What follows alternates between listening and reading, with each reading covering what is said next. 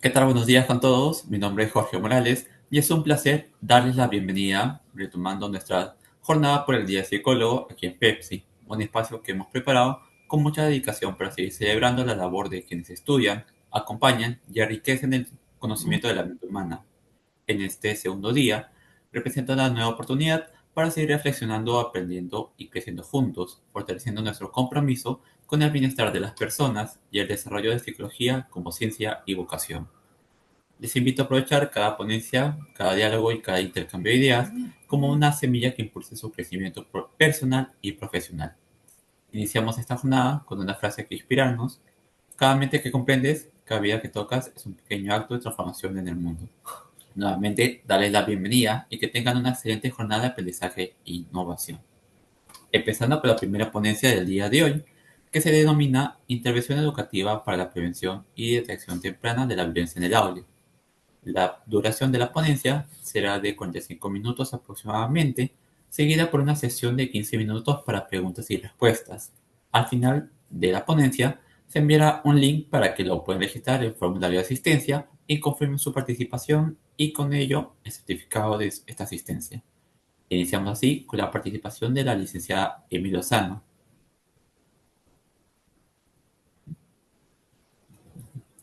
Emilio Lozano es licenciada en la Universidad César Vallejo, que se ha estado desempeñando en diversas instituciones, dentro de ellas instituciones educativas, centros médicos, entre otros, desempeñando los roles como orientadora, consejera, dentro de los distintos ámbitos de la psicología organizacional, educativo y clínico. Asimismo, ha sido voluntaria activa en la Federación Internacional de Psicología, ocupando la coordinación y seguimiento desde su rol como ponente, moderadora y staff logístico. Actualmente se encuentra realizando serums en el Centro de Salud José Abelardo Quiñones, Talara, y se desempeña como voluntaria destacada en el área de capacitación. Bienvenida, Emi. Muchas gracias, Jorge. Buenos días a todos. Ahora sí, para poder comenzar con la ponencia del día de hoy. Bueno, como muchos ya saben, en realidad el título de la ponencia hablaba acerca de la intervención y la prevención temprana a diferentes casos que se pueden vivir de violencia dentro de las aulas. Más que nada, para ser un poco más específica, más que más que todo se va a hablar de los protocolos de violencia. No sé si alguno de ustedes alguna vez ha escuchado o sabe algo acerca de los protocolos de violencia que existen específicamente aquí en Perú, que fueron creados a partir de el Decreto Supremo 004 del 2018 como parte de la acción que daba el MINEDU, el Ministerio de Educación, para poder actuar en frente de los casos de violencia que se vivían dentro de las aulas. Y fueron actualizados en la resolución ministerial 274-2020, también de MINEDU, en donde se integró la manera de actuar de estos protocolos mediante la virtualidad, ya que en ese entonces estábamos en la coyuntura de la virtualidad por el COVID. Y se agregó la intervención correcta que se tiene que dar en las instituciones SEBA. Entonces, ya con esto, lo que vamos a hablar aquí es más que nada acerca de la resolución ministerial, ya que es la última actualizada que encontramos acerca de los protocolos de violencia. Más que nada, estos protocolos son los pasos que tenemos que seguir al pie de la letra y uno tras del otro para poder actuar correctamente en frente a la detección y la intervención de la violencia dentro de las aulas que hay en las instituciones educativas. Ahora, para poder iniciar, en base a todo esto, qué podríamos saber qué es la violencia? Porque aquí eh, se podría decir que hay una trampa dentro de la pregunta, porque si a nosotros nos preguntan qué es la violencia en el sector educativo o qué es la violencia en las instituciones educativas, vamos a pensar inmediatamente que es la violencia que se vive dentro del colegio. Pero si hablamos, por ejemplo, del cyberbullying, no siempre se da dentro del colegio, normalmente se da cuando los alumnos ya están en su casa en la noche con una computadora o con una laptop o con un celular a la mano. Entonces, si es una acción que no se está dando dentro del colegio, no se considera violencia dentro de la institución educativa? Es una pregunta que tiene bastante trampa. Según la OMS, la violencia se conoce como el uso intencional de la fuerza física o el poder, ya sea en un grado de amenaza contra uno mismo o contra un grupo de personas o una comunidad que cause o tenga mucha probabilidad de causar lesiones, muertes, daños psicológicos, trastornos del desarrollo o privaciones. En otras palabras, la violencia es algo que busca cambiar daño, tiene una causalidad que si bien pueda ejercerse, o sea, concretarse o no, sigue siendo violencia. Si yo voy, no sé, a un partido de fútbol con mis amigos en educación física y mi amiga anota un gol y por accidente me golpea, ¿eso es considerado violencia o no es considerado violencia?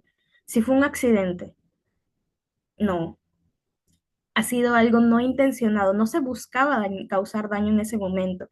Entonces tenemos que saber especificar qué y qué no es la violencia dentro de las instituciones educativas para saber exactamente cómo actuar en base a eso.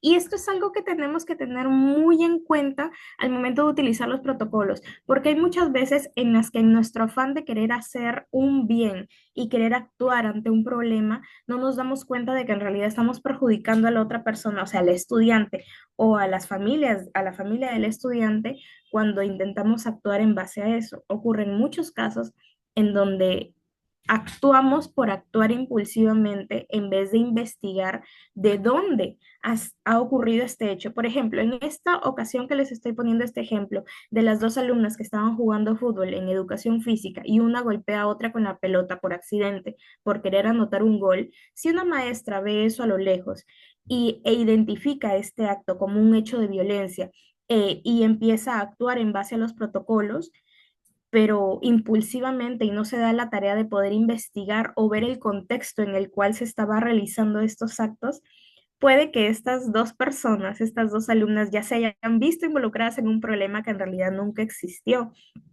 Y es algo que no solamente se puede dar dentro de este ejemplo, sino también, por ejemplo, en el ámbito de inicial.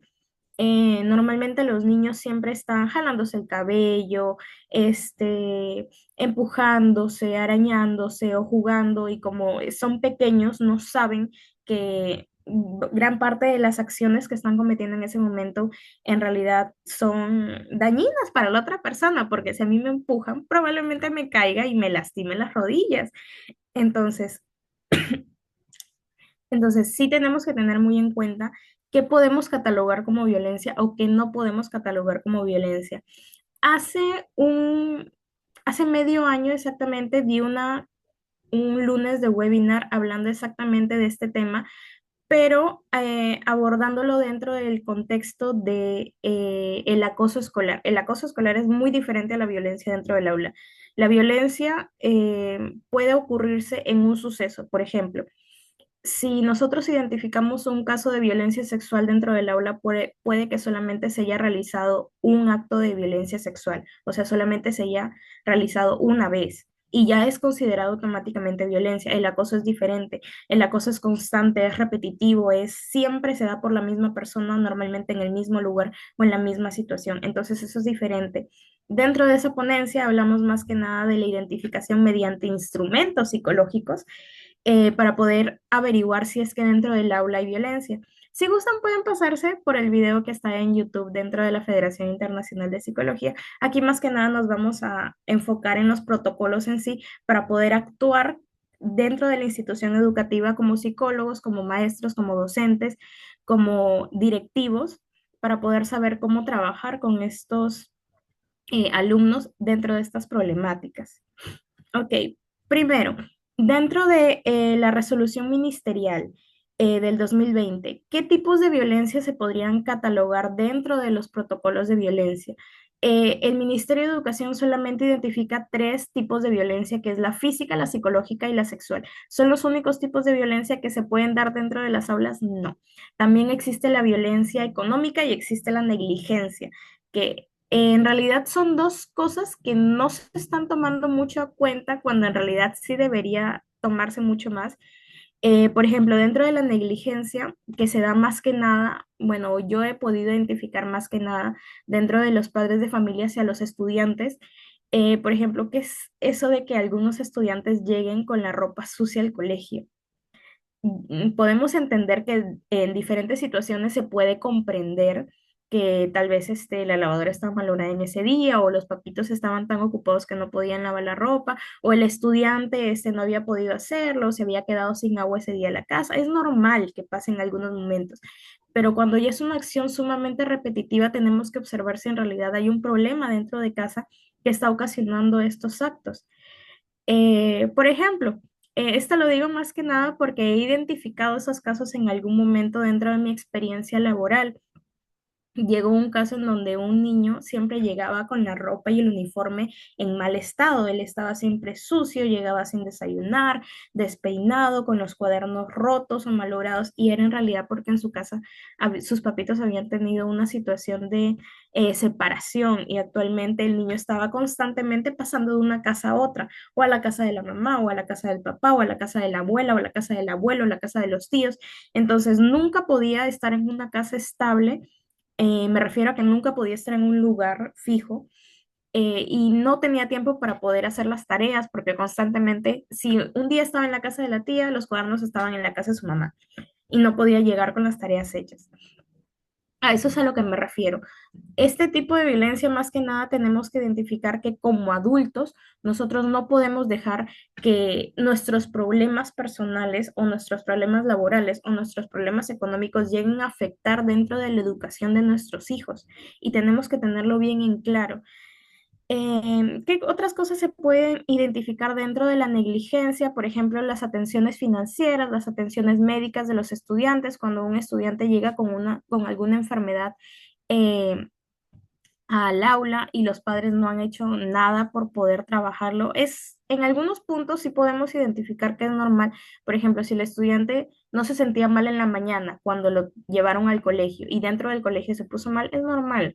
Pero si el niño, por ejemplo, me llega con 3 días de dengue, no podemos decir que los padres no lo hayan identificado si el niño ya había estado mal desde un comienzo. Ahora, dentro de lo que es la violencia económica, por ejemplo, esto también se puede identificar dentro de los padres para los alumnos, pero pueden ser los actos, por ejemplo, también dentro de los estudiantes, que son las pérdidas, las sustracciones de los bienes materiales. Por ejemplo, si mi compañero toma mi cuaderno durante el recreo y lo raya y lo rompe, eso es considerado violencia física, violencia psicológica, violencia sexual. No entra en ninguno de los tres porque es una violencia económica.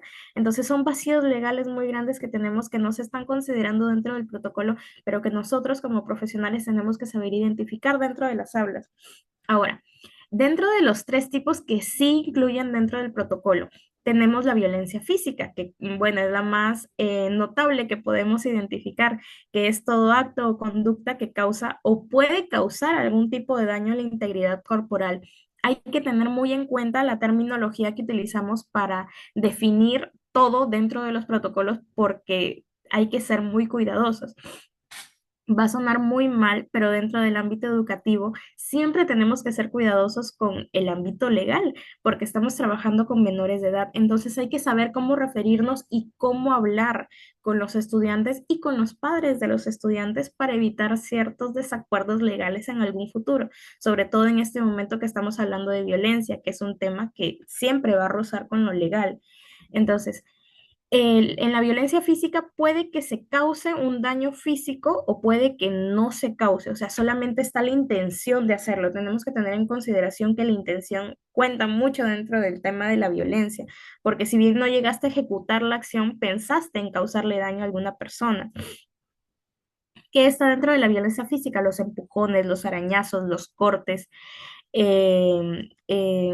los golpes en sí. Y dentro de la violencia psicológica es toda acción u omisión que cause o pueda causar un daño psicológico, trastornos del desarrollo o privaciones. ¿Qué se encuentra aquí? Por ejemplo, son las calumnias, los gritos, los insultos, el cyberbullying, como lo estaba diciendo anteriormente, el aislamiento, el chantaje. Ahora, aquí hay algo muy...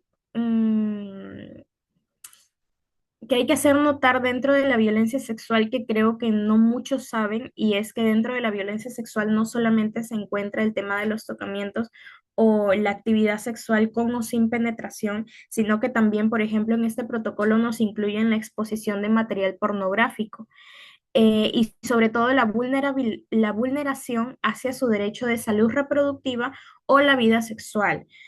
Y aquí, más que nada, cuando estaba investigando acerca de todo esto para poder hacer las diapositivas, me llamó mucho la atención acerca de la violencia sexual, porque si nos ponemos a pensar la vulneración hacia su derecho de salud reproductiva, hablamos más que nada de los métodos anticonceptivos, pero está muy mal visto dentro del tema de la educación que las alumnas utilizan métodos anticonceptivos, a pesar de que en una resolución ministerial lo están diciendo el mismo Estado.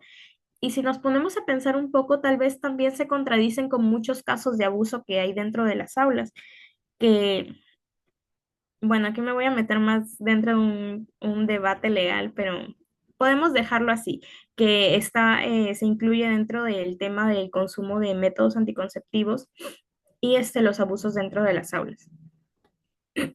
Ahora, tenemos que identificar que para poder hacer el efecto uso de estos protocolos de violencia, nosotros vamos a tener un trabajo multidisciplinario. ¿A qué me refiero con esto? Que no solamente nosotros como institución educativa vamos a actuar para poder solucionar este problema con los estudiantes, con el agresor y con las víctimas, sino que también se van a incluir otras instituciones, como cuáles, como el Centro de Emergencia Mujer, el CEM, los hospitales, los centros de salud, las postas, las comisarías o la Fiscalía Especializada de la Familia, la Defensoría Municipal del Niño y del Adolescente, que es la de MUNA, entre otras instituciones.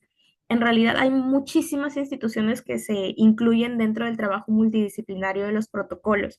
Nosotros como institución, nuestro deber no es intervenir en el caso, sino identificar el caso y derivarlo. No significa que nos vamos a quedar de brazos cruzados una vez que lo derivamos y decir, bueno, ya no es mi problema, es problema de el centro de salud, por ejemplo. No, tenemos una, una labor dentro de estos protocolos que se especifica más adelante, pero que sí nos hace tener que actuar en ese momento. No simplemente nos vamos a quedar como que, ah, bueno, yo identifiqué que esos dos estudiantes usualmente siempre se golpean fuera de la salida, así que lo voy a notificar con el SEM. No, tenemos que actuar en base a poder eliminar o concientizar esa misma acción con el resto de nuestros estudiantes y con los dos estudiantes focalizados.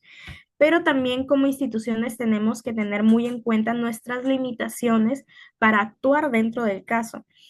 Por ejemplo, dentro del Centro de Emergencia Mujer, lo que se hace es la atención legal o psicológica o incluso social en algunos casos, como es el tema, por ejemplo, bueno, ya lo vamos a ver un poco más adelante, pero en los protocolos también se especifica uno en específico que es dentro de las familias. Entonces ahí se tiene que realizar mucha orientación con el ámbito social, se me fue la palabra, pero es trabajadora social, con las trabajadoras sociales porque ellos se encargan más que nada de saber que el estudiante, que el menor de edad, que el niño, niña o adolescente tiene una calidad de vida buena dentro del hogar. Y cuando me refiero a buena, no me refiero a que tenga, que no sea de bajos recursos, porque se puede malinterpretar, no, sino que más que nada el niño pueda tener acceso a la educación, porque hay muchos padres que así tengan la institución que tengan, así no se les cobra absolutamente nada, eligen no darle educación a sus hijos, o el tema de la salud, que tengan un hogar que sea apto para que ellos puedan estar dentro de ahí, puedan vivir ahí, puedan desarrollarse plenamente. Entonces, esas son las acciones que va a tomar el Centro de Emergencia Mujer. Ahora, la de MUNA, por ejemplo, ¿qué es lo que puede realizar la de MUNA? Ellos hacen orientación y consejería psicológica. También legal, pero lo hacen dentro del tema de la Policía Nacional y el Ministerio Público. Varias de las actividades que realizan estas instituciones en realidad son bastante parecida, se podría decir, porque si bien el Centro de Emergencia Mujer también realiza atenciones psicológicas y la de MUNA también, no significa que vayan a hacer el mismo trabajo. Hay que identificar a cuáles de estas instituciones tenemos que derivar estos casos para saber de qué manera se puede trabajar. Ahora, el Centro de Emergencia Mujer no significa que solamente voy a enviar a las mujeres que han tenido una situación de violencia en las escuelas. No. El Centro de Emergencia Mujer está en base al Ministerio de la Mujer, que recordemos que es un Ministerio de la Mujer y poblaciones vulnerables. ¿Quiénes entran dentro de estas poblaciones vulnerables? Los menores de edad, las mujeres y las gestantes. Entonces tenemos que ser muy... tenemos que ver muy bien más que nada en cómo vamos a organizar todo para poder derivar estos casos a estas instituciones y sobre todo siempre saber las limitaciones. Por ejemplo, dentro de mi experiencia en un centro de salud, puedo identificar que como centro de salud nosotros recibimos las derivaciones de los colegios y tenemos que identificar si el colegio ya realizó la derivación al Centro de Emergencia Mujer o a la de MUNA. Una vez que se hace la identificación, nosotros procedemos a actuar como centro de salud, hacer nuestra ficha epidemiológica y notificar al Centro de Emergencia Mujer o a la de MUNA si es que no se ha realizado la derivación correcta dentro de la institución educativa. Y nosotros como centro de salud vamos a darle la atención seguida psicológica ante estos casos de violencia.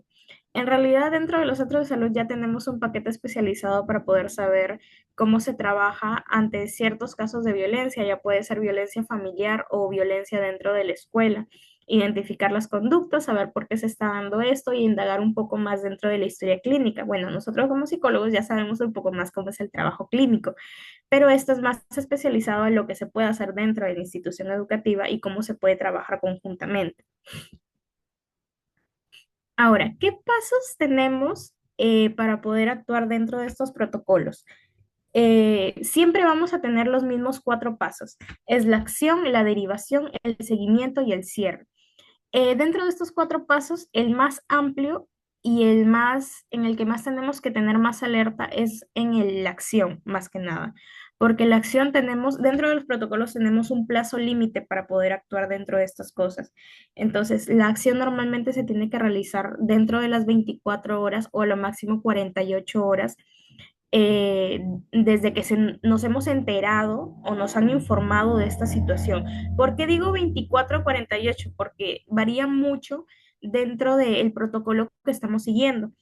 Son seis protocolos en general, entonces hay varias acciones que son diferentes en cada uno de ellos, pero siempre es hasta las 48 horas, a excepción del protocolo en donde podemos identificar algún signo de violencia sexual, ya que dentro de ese protocolo nosotros tenemos que actuar hasta máximo las 24 horas después de que se nos ha informado de esto. Dentro de la acción se encuentra nada más la institución educativa. Son las medidas que nosotros adoptamos para poder trabajar como institución educativa, cómo focalizamos al estudiante, cómo identificamos este caso, cómo vamos a trabajar con ello y las medidas respectivas y todo. Ahora, en la derivación, ya, bueno, por el mismo nombre nos podemos dar cuenta que es cuando ya procedemos a enviar este caso a un servicio especializado que sea externo a la institución educativa, como mencionábamos actualmente, el trabajo multidisciplinario con el SEM, con las postas, con la de MUNA, con la comisaría. Entonces, nosotros tenemos que identificar más que nada, dependiendo de la acción o el tipo de violencia que se ha ejercido, saber cómo derivarlo o a qué centro tenemos que derivarlo. No en todos los casos se procede con una denuncia. No porque yo he visto que dos compañeros se están golpeando afuera del colegio todos los días, yo voy a denunciar este caso. No, tenemos que tener muy en cuenta esto porque sí pasan muchos casos y es sorprendente en donde como no nos fijamos en el contexto, llevamos a la denuncia inmediatamente y estas dos personas pueden, o sea, la víctima y el victimario pueden ser muy eh, perjudicados a futuro. Más que nada con una denuncia, eso queda manchado en tu historial. Entonces hay que ser muy precavidos y saber exactamente en qué momento tenemos que actuar en base a esto. Ahora, con la derivación, eh, siempre tenemos que tener alianzas y comunicación activa dentro de las instituciones con las que vamos a trabajar. Por ejemplo, como institución educativa, yo no me puedo cerrar a que no, yo nunca voy a establecer una conexión con el Centro de Emergencia Mujer, porque no creo que mi institución educativa se lleve estos casos. Y esto en realidad se puede ver mucho más en el trabajo multidisciplinario de los centros poblados, que son mucho más pequeños, porque como suelen decir, todos se conocen con todos. eh, es mucho más fácil que se pueda actuar y que se conozcan todos los centros y sepan que tienen que actuar con la institución educativa. Ahora, con el seguimiento, nosotros no simplemente derivamos y ya se quedó ahí toda la acción, no, nosotros tenemos que dar un acompañamiento y supervisar que las acciones se están llevando a cabo para que los estudiantes puedan ser beneficiados y puedan solucionar estas situaciones. Y sobre todo siempre, y esto se especifica más en el cierre, que tenemos que garantizar que los estudiantes tengan una continuidad educativa, no simplemente porque hemos identificado, por ejemplo, que hay un caso de negligencia dentro de una familia y realizamos el protocolo número 6. Ok, la familia se molesta con nosotros y saca al estudiante de la institución educativa porque no quiere estar en una institución problemática. No, como institución nosotros también tenemos que garantizar que este estudiante siga asistiendo a sus clases, siga llevando una continuidad educativa y pueda culminar con sus estudios sobre todo. Eso es en base de los 4 pasos. Siempre van a estar estos 4 pasos en todos los protocolos. Van a cambiar las descripciones de cada uno de los pasos, sí, pero siempre van a estar manteniéndose los 4. Ahora, ¿cuáles son estos 6 protocolos? Se dividen en 3 partes, entre estudiantes, del personal de la institución educativa, directivos, profesores, auxiliares, administrativos, hacia los estudiantes y en el tercer caso, que es dentro de un entorno familiar o de otra persona dentro del entorno familiar. Y hay que hacer mucho énfasis en este último protocolo porque si bien he visto que hay mucho más conciencia en base a eso en los últimos años, sí hay muchas instituciones que deciden esconder la mano para no tener que actuar y no verse involucrados en más problemas, con la finalidad más que nada de hacer que el estudiante no se vaya de la institución educativa. Pero ¿qué pasa con ese estudiante? Va a seguir viviendo esta situación de violencia. A mí sí me hace mucho indignación porque hace poquito me llegó un caso con este 6.º protocolo mal aplicado de un estudiante que había sufrido abuso sexual por parte de una persona externa a la institución dentro de la institución educativa y la institución se cerró completamente y expulsó al estudiante. O sea, no me puedes decir que te vas a quedar de brazos cruzados. Ya cuando uno ya está en el campo nos da indignación ver todos este tipo de temas. No me pueden decir que es porque no conozcan los protocolos, porque a los directivos se les da una capacitación para poder conocer los protocolos, sino que la mayoría de veces los directivos se cierran ante esto por miedo a actuar y verse perjudicados. En muchos casos se intentan lavar las manos derivándoles estas actividades a otras personas. No sé si aquí me está acompañando algún practicante de psicología o algún practicante de educación. Tienen que saber que ustedes como practicantes tienen un vacío legal enorme. Entonces, tienen que ser muy cuidadosos y sí recomiendo mucho aprender acerca de los protocolos de violencia porque como practicante me llegó a pasar en algún momento en donde me vi involucrada en una situación de violencia en donde el directivo quiso lavarse las manos y si no hubiera sido por mi jefe inmediata en ese momento, en la psicóloga de piso de la institución educativa que me salvó en ese momento y me concientizó acerca de los protocolos y de cómo tenía que actuar en base a ello, yo me hubiera visto metida en un problema legal enorme en el que seguramente seguiría hasta ahora, porque otra persona quiso lavarse las manos dándome un trabajo que no me correspondía y que como era inexperta, probablemente haya actuado de una manera errónea. Entonces, siempre tenemos que estar trabajando en base a eso y actualizándonos y sabiendo acerca de esto. Si no sabemos, bueno, hay que investigar acerca de esto. Hay muchas cosas que como profesional yo no conozco y que probablemente mi yo de futuro ya sea experta en eso. Y eso es lo que pasa. Tenemos que estar constantemente en capacitación. Tenemos que conocer las cosas que no conocemos. Y si llega algún caso que no sabemos cómo trabajarlo, ok, vamos a motivarnos en base a esos casos para poder conocer mucho más. Entonces, Dentro de el primer tipo de protocolo que es entre estudiantes, encontramos lo que es la violencia física y psicológica o psicológica sin lesiones. O sea, no se ha llegado a utilizar ningún tipo de arma o no se ha llegado a efectuar por completo la acción. Por ejemplo, tal vez yo como docente vi que Pedrito quería tirarle una piedra a Pablito, entonces yo llegué y evité que se realizara esa acción, pero ya es un tipo de violencia porque hubo la intención de poder hacerle daño a otro estudiante. Entonces, eso es dentro de este primer protocolo. En el segundo protocolo se encuentra la violencia sexual y o física, pero aquí sí se incluye las lesiones o el uso de armas. ¿Qué tipo de armas? Puede ser cualquier tipo de armas, por ejemplo.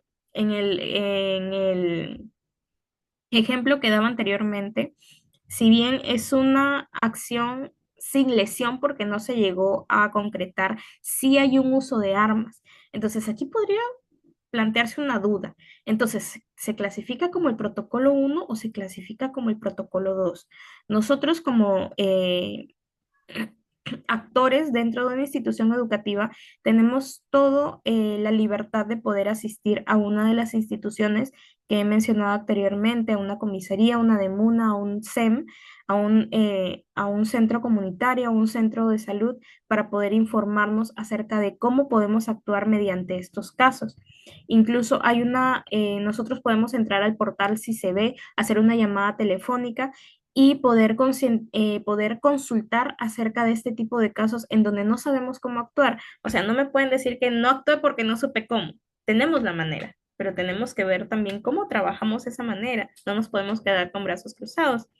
Ahora, en el protocolo número 5 del personal de la institución educativa hacia los estudiantes se ejerce en violencia psicológica del personal de la institución educativa a los estudiantes y en el protocolo número 4 la violencia física. Solamente la violencia física y en el protocolo número 5 la violencia sexual.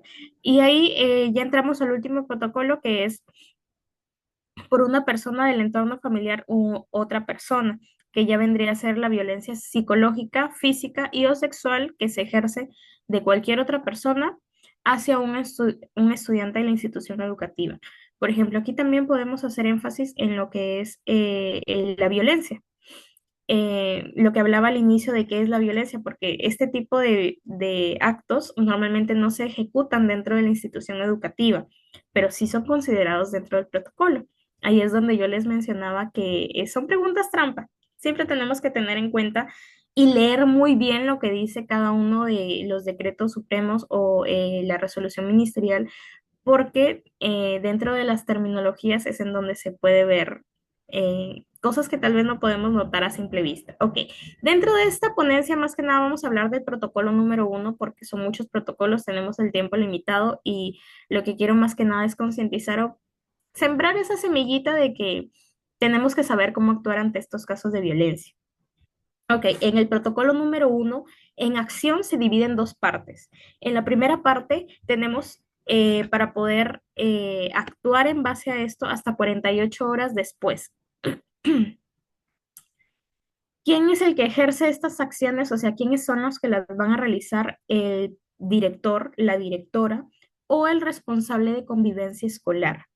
¿Cuáles son los instrumentos que voy a utilizar para poder hacer uso de este protocolo? La ficha de entrevista, el acta de compromiso, el libro de registro de incidencias o el portal si se ve.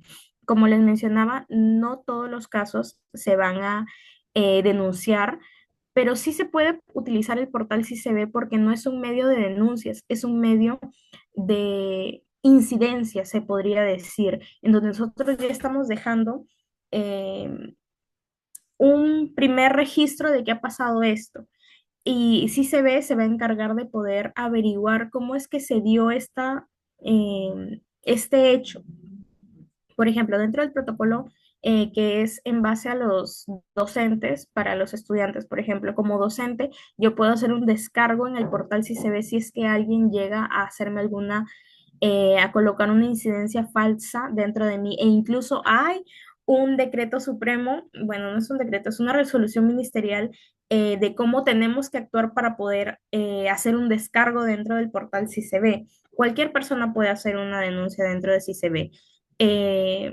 se puede hacer de manera anónima, puedo hacerlo yo como psicóloga, puedo hacer el director como director, un profesor, puede hacerlo una madre de familia o puede hacerlo incluso un estudiante. Cualquier persona puede hacer una denuncia dentro del portal si se ve, pero tenemos que saber también cómo vamos a realizar la denuncia en realidad. Bueno, no es denuncia, pero se entiende. Ok, dentro de esta parte de acción, ¿qué es lo que se va a hacer? Si ya hemos identificado que aquí hay un problema de violencia dentro de estos estudiantes, por ejemplo, yo veo que María insulta mucho a Juanita en el aula y yo puedo observar que este problema puede escalar a mucho más. Ok, voy primero a entrevistar a estos estudiantes por separado, nunca juntos, siempre primero por separado, para poder saber cuáles son las dos versiones de la historia. Y una vez que ya he entrevistado a los estudiantes y ya he identificado el problema y sé lo que va a pasar, voy a ver otros puntos de vista. Por ejemplo, si yo he visto que estas dos estudiantes se insultan mucho, ok, voy a citar, no sé, a Pedro, que es el mejor amigo de la estudiante que es la agresora, ¿no? Entonces voy a citar a Pedro, lo voy a identificar, lo voy a entrevistar a él también y voy a ver cómo es que él observa esta situación desde su punto de vista, o tal vez con otros docentes, poder conversar con ellos y saber cómo es que estas estudiantes se comportan en sus horas de clase, por ejemplo. Ok. Y establecer las medidas correctivas. Normalmente en estos casos lo que se hace es justamente lo que está en el instrumento número 2, que es el acta de compromiso. Nosotros vamos a hacer el acta de compromiso, es una hoja en donde yo voy a escribir, doy acta de que el día 24 de abril del 2025 se ha realizado estas entrevistas con las alumnas tal, tal, tal, tal, tal. Se escribe todo lo que se ha hablado en esta reunión, en esta entrevista sobre todo los acuerdos a los que se han llegado dentro de esta reunión con las estudiantes y se va a proceder a firmar el acta. Se va sobre todo también a supervisar si es que estas medidas correctivas se están realizando y en caso de que las estudiantes sigan presentando el mismo comportamiento, se va a convocar a los padres de las estudiantes para poder saber qué es lo que está pasando dentro de casa o cómo es que ellos pueden actuar en base al problema que se ha visto.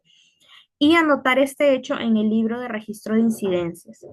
Ahora, en la segunda parte de la parte de la acción podemos realizarla hasta 3 días después, pero antes de los 75 días desde que se nos informa de este caso, que es reportar el caso en el portal si se ve, si es que nosotros ya hablamos con el papá, ya hablamos con los estudiantes y vemos que la situación sigue y sigue y sigue, ok, se va a proceder a un reporte. Coordinar con la prevención de estas situaciones que se pueden vivir dentro de la institución educativa e informar el hecho y las acciones que hemos desarrollado al CONEI para que se pueda dejar en acta más que nada que nosotros no nos hemos quedado con los brazos cruzados, sino que hemos actuado. ¿Quién es el que realiza estas acciones? El director o la responsable de convivencia escolar. Y los instrumentos que se van a utilizar es el portal si se ve, el plan de tutoría individual de la víctima o el agresor y el plan de tutoría del aula. Ahora, con el lado de la derivación, esto se puede realizar hasta 48 horas después de que se da el caso. ¿Quiénes lo realizan? El director, el responsable de convivencia escolar y se realiza con una ficha de derivación, que es una ficha simple en donde yo tengo que colocar los datos de filiación del estudiante, los números de contacto, los datos del padre de familia o el apoderado y un pequeño resumen de lo que ha pasado. Y ese documento, firmado por la institución educativa y por el encargado, se va a entregar a las diferentes instituciones a las cuales querramos derivar el caso. Aquí también se va a orientar a los padres de familia acerca de que tienen que recurrir al centro al que se le está derivando, si es un centro de salud, si es un CEM, si es una comisaría, y siempre indicarles que estos servicios son completamente gratuitos o acceder a la línea 113 del MINSA para alguna orientación en caso de que no sepamos cómo actuar con esta acción que se ha llevado a cabo. Ahora, con la parte del seguimiento, se tiene que realizar después de los 3 días siguientes de la derivación y antes del día 75, después de que se nos ha informado de este caso. ¿Quiénes lo realizan? El director, el responsable de la convivencia escolar y se realiza mediante una ficha de monitoreo para poder saber cómo es que va todo, cómo es que se está realizando esas actividades. Si yo le derivaba a un centro de salud, el centro de salud está realizando las sesiones continuas con este estudiante o simplemente le dijo, bueno, no me llames, yo te llamo y lo dejaron en el abandono completamente. No, tenemos que saber si es que se está siguiendo con estos lineamientos. Más que nada, este personal encargado va a tener que reunirse con él o la tutora del aula y ver cuáles son los avances que se han realizado con los estudiantes para ver si se ha mejorado la convivencia dentro del aula. Se reúne con los familiares, con los estudiantes y se va a saber más que nada cómo es que van con las medidas correspondientes con las otras instituciones. Y siempre que, más que nada, tenemos que saber que dentro del seguimiento nosotros también vamos a actuar. Si bien solamente identificamos, no podemos dejar el caso como, bueno, pasó, lo derivamos, lo identificamos, ya quedó ahí. No. Por ejemplo, nosotros con estos dos estudiantes focalizados tenemos que darles un acompañamiento, un seguimiento, ver que están realizando los compromisos. Y yo añadiría que también deberíamos hacer una concientización con el resto de la institución educativa, por ejemplo, con los maestros, decirles, bueno, ha ocurrido esto, tenemos que saber que no podemos dejar que vuelva a ocurrir otra vez. ¿Qué podemos hacer? ¿Alguna capacitación para poder saber cómo identificar estos aspectos dentro del aula, estos signos de violencia, y para poder actuar de una manera rápida y evitar que llegue a algo mayor en algún futuro? Y se va a verificar el progreso de los aprendizajes con los estudiantes involucrados, siempre mantener el tema de su educación.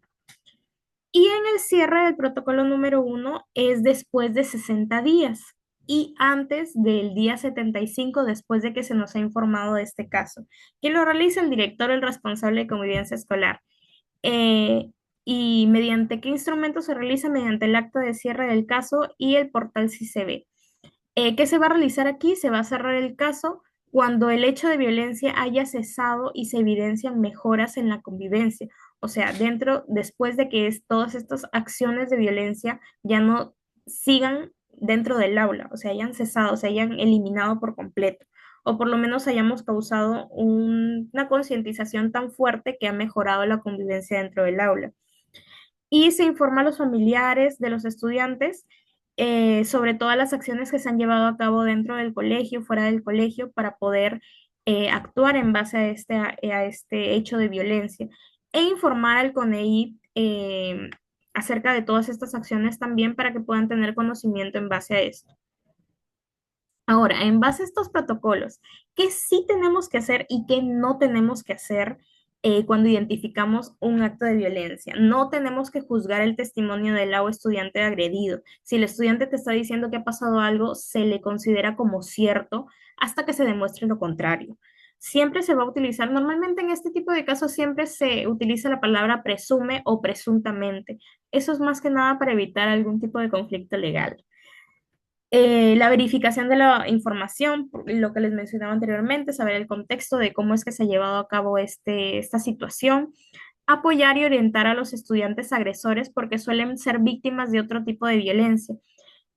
Creo que esto lo mencioné a más detalle en el webinar que di en julio del año pasado, no estoy muy segura, pero hay muchas teorías psicológicas y hay muchas explicaciones de comportamientos que podemos ver en estudiantes. Por ejemplo, en violencia física, los estudiantes que ejercen violencia física normalmente la ejercen porque dentro de casa también ven patrones de violencia física con sus padres e intentan imitarlos dentro del salón de clases.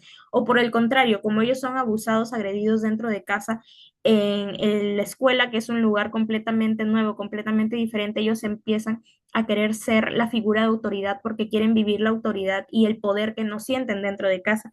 Entonces, hay muchas cosas que podemos saber, no saber con los estudiantes agresores. Ellos también pueden ser víctimas de algún otro tipo de violencia, pero no lo sabemos. No hay que juzgarlos en ningún momento, sino apoyarlos y orientarlos a ser mejores estudiantes, a evitar este tipo de casos de violencia. Y actuar siempre prontamente para poder garantizar que se estén realizando todas estas acciones para proteger a los estudiantes. ¿Qué no tenemos que realizar? Confrontar al agresor directamente con el estudiante agredido, es lo que les mencionaba antes.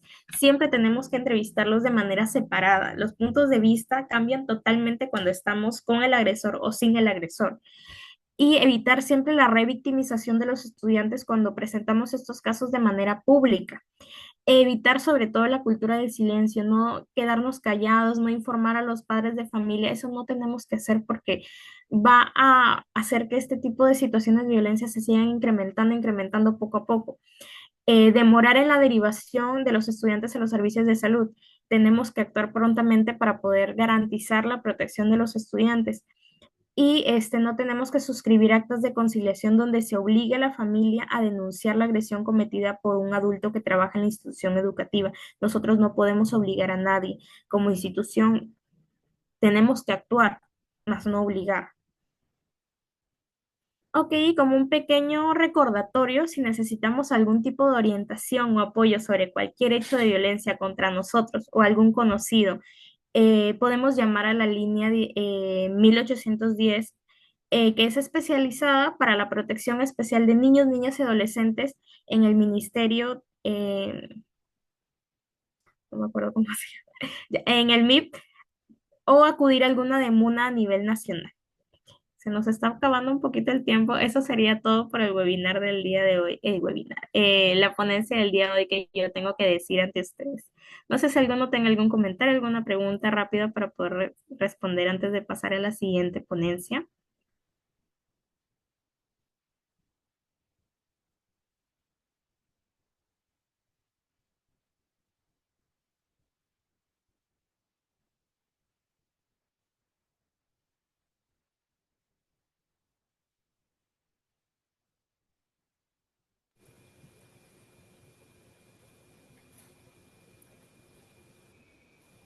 Listo, muchas gracias, psicóloga Emi Lozano, por ser enriquecedora de la ponencia. Invitamos a nuestro público a hacer sus preguntas utilizando el chat de la plataforma Zoom y también los comentarios de YouTube.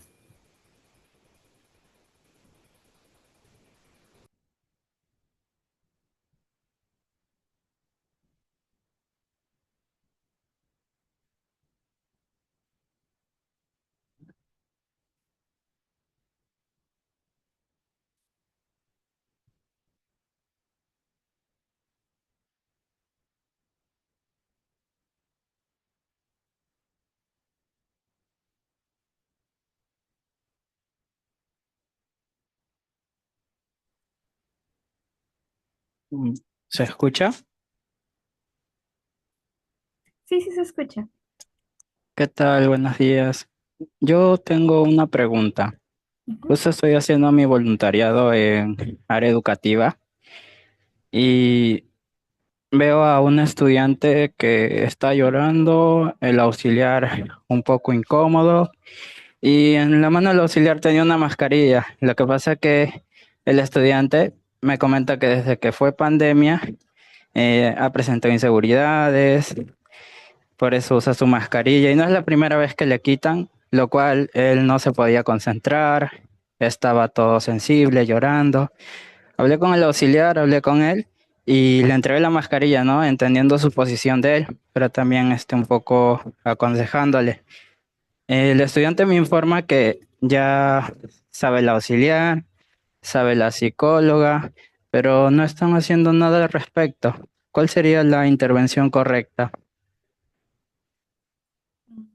¿Tú estás como voluntario Un estudiante de colegio. psicología? Sí, pero como Sí, psicólogo, docente, auxiliar. no, no, voluntariado, o sea, yo soy egresado.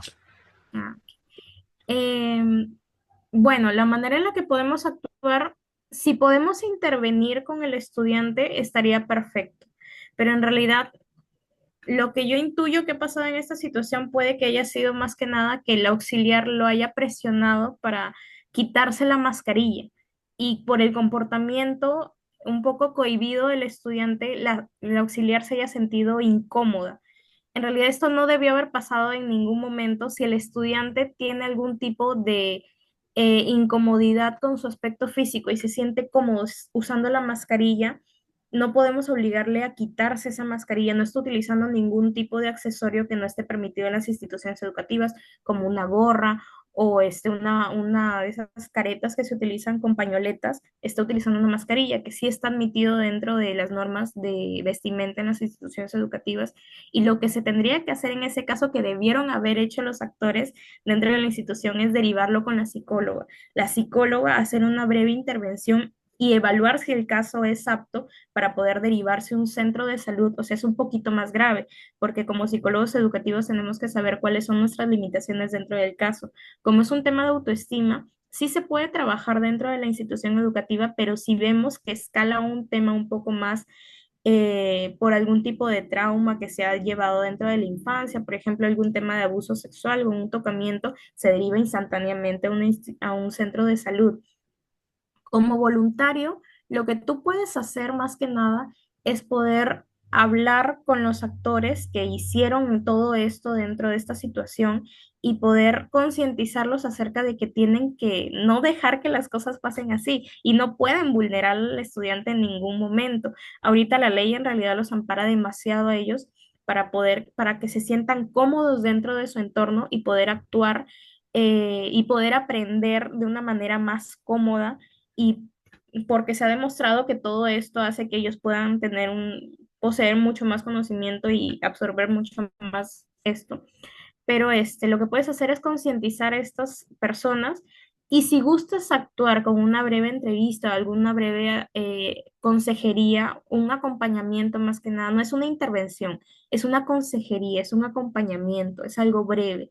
Puede ser tal vez si tú ves o lo focalizas o lo observas constantemente que está en alguna situación incómoda, ok, puedes acercarte a él, darle palabras de aliento y tal vez incitarlo a que pueda actuar en base a su salud mental, porque si él sigue sintiéndose de esa manera, ¿cómo no sabemos si eso le puede afectar dentro de sus estudios y lo haga tener algún problema dentro de la institución o con sus padres por haber bajado sus notas? Entonces, el tema es que como voluntario tienes muy poca acción que puedas tener ahí, pero con lo poco que puedes hacer mucho y concientizar más que nada al estudiante. Aunque no crean, las palabras pesan mucho. Entonces, una vez que alguien nos dice algo, se nos queda en nuestra mente y a veces hace eco constantemente. Entonces, eso es lo que tú puedes hacer con las personas que se han visto involucradas en esto y cómo puedes actuar tú directamente con el estudiante. Pero siempre hay que tomar el tema bastante delicado porque como mencionaba, siempre hay un tema legal metido dentro de las instituciones educativas porque como son menores de edad tenemos que tener cuidado de cómo decimos las cosas. Eso es más que nada lo que yo puedo aportarte. Perfecto. Tenemos una de las preguntas que nos dice lo siguiente, por parte de Carolina Sandoya, y dice lo siguiente: ¿se considera importante si somos practicantes acudir a otros colegas, pero con más conocimiento y por qué? Sí, sí es importante. Dentro de mi experiencia, por ejemplo, como les mencionaba con el caso que tuve, en donde se me quiso ver como practicante involucrada en un caso con un protocolo que fue mal aplicado, eh, yo sí acudí, bueno, en mi universidad se brinda lo que son las asesorías y las supervisiones. Yo acudí con mi asesora y por suerte mi asesora era una persona que estaba sumamente capacitada con los protocolos y me enseñó cómo actuar para poder, va a sonar muy feo, pero deslindarme de la responsabilidad porque como practicantes, así como explicaba con el otro caso, tenemos un vacío legal muy grande y aunque querramos actuar, no podemos actuar en todas las cosas. Por ejemplo, nosotros no podemos actuar en base a un problema de violencia sexual dentro de la institución educativa, porque es algo sumamente delicado. El que lo pueda actuar en base a eso es la psicóloga CAS, es la psicóloga de piso dentro de la institución educativa. Podemos acudir a ellos o si tenemos algún profesor que sabe más acerca del tema, algún compañero del aula que se haya especializado en nuestro salón de psicología, que se haya especializado, haya tomado un cursito de convivencia escolar, perfecto, podemos acudir con ellos, no hay ningún problema siempre que tengan nuestra confianza y saber exactamente cómo compartir esta duda porque hay personas que normalmente son muy celosas con su aprendizaje. Yo no sé por qué. Sí, lo bueno se comparte, pero sí, hay que saber cómo decírselo, pero siempre es bueno pedir ayuda, sobre todo.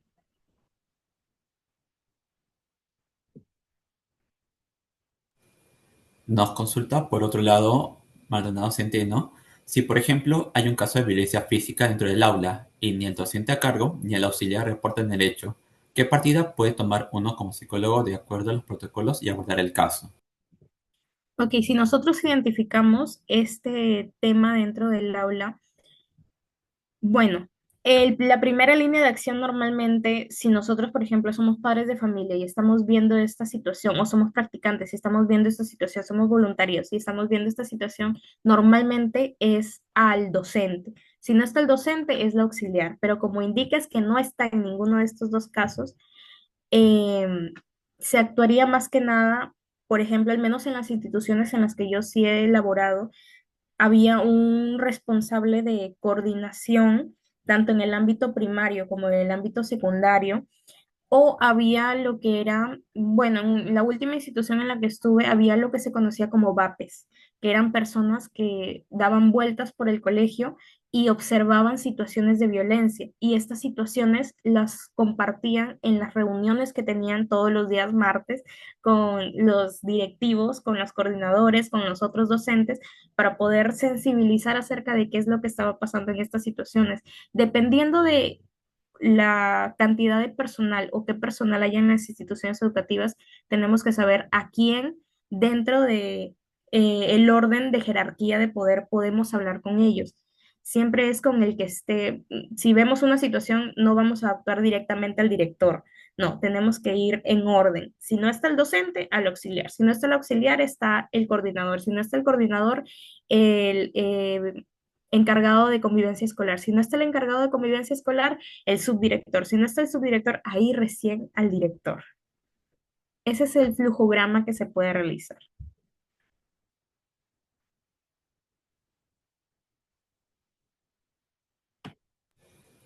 También nos pregunta Nancy Sofía si hay un caso de violencia psicológica por parte de algún maestro dentro del aula y las autoridades del colegio ya tienen información de ello y no actúan de manera inmediata. ¿El psicólogo puede intervenir en ese caso? Sí, sí puede intervenir. Por ejemplo, nosotros normalmente lo que hacemos es, si ya se sabe todo esto dentro del aula, es un silencio a voces, todo el mundo sabe que pasa esto, pero nadie hace nada acerca de esto. Yo, por ejemplo, puedo ir a hacer observación de la conducta al salón de una manera casual decir, bueno, yo estoy evaluando a Pedrito para ver, porque sus padres dicen que tiene un problema de separación dentro de casa y quieren que observe cómo él está llevando las clases. Pero en realidad no estoy viendo a Pedrito, estoy viendo a estos dos estudiantes que están con esta situación de violencia. Entonces, como ya estoy observando eso, voy a tener en mi registro de observación todo lo que ha pasado dentro del aula, en qué tiempo, en qué repetición se ha hecho, con qué docente encargado se ha hecho. Voy a agradecerle al docente por haberme dado ese tiempo y después voy a citar a estos dos estudiantes.